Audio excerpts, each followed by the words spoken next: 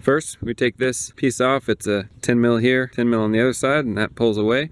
And then we'll take the engine cover off as well, and that's a 5mm Allen. So let's do that first, give us some room. Once those are out of the way, we got plenty of room to work. We want to go ahead and disconnect the battery, because we'll be removing the alternator next. So now we have to remove the serpentine belt. In order to do this, we have to jack the car up, take the tire off, and pull this plastic panel off. It has these clips. Usually, for the most part, they just come off with a screwdriver. You just kind of wiggle it. Oh, that's not how you do it. No.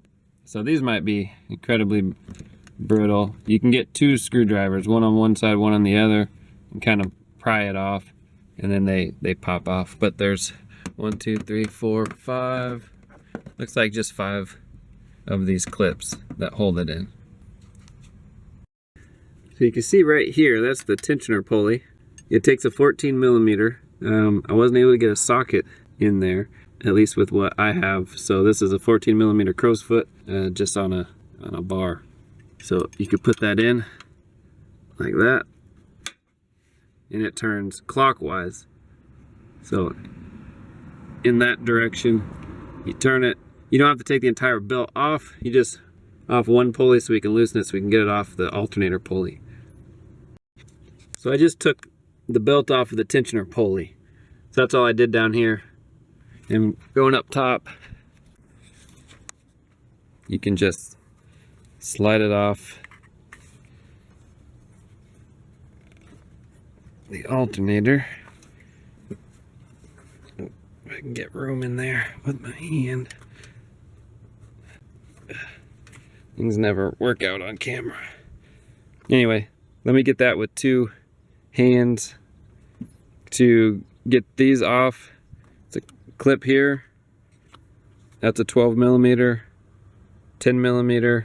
This stuff's really crumbly and brittle for me, but these just pry up if they don't break, and that gets this disconnected electrically.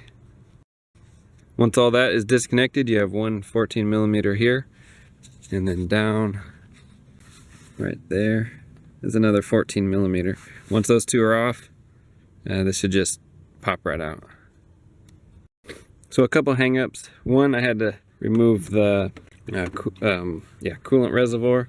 It's just a 10mm bolt here, and it just pops up, and that gave me better access to the lower bolt down here for the alternator. It won't come out as is. You have to take this bracket off here, and those are 2 14mm right there. Bracket will come out, then this can come.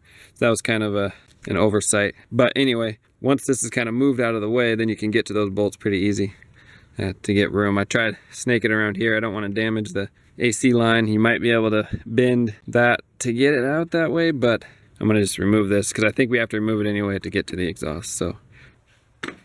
So we want to just set our alternator in there because we need to put this bracket back on. So set the alternator in, put this bracket on, then we can get the alternator bolted in. I don't have torque specs for this bracket. They're pretty hefty bolts, but remember, you're going into an aluminum head. So good and tight, but not ridiculous. I guess in this case, use your judgment, but remember, aluminum head, but at the same time, this bolt's kind of hefty as well. So bracket and alternator are bolted in. We can go ahead and get our wiring back on, and then we'll put the belt on. All right, got the belt back on. I was struggling with it. My tool here, 14mm, wasn't working the best because of the angles, so I just used a 14mm box end and just muscled that over just enough to get it on. It doesn't have to move a crazy amount, but it was more difficult than I wanted it to be. But anyway, belt's on.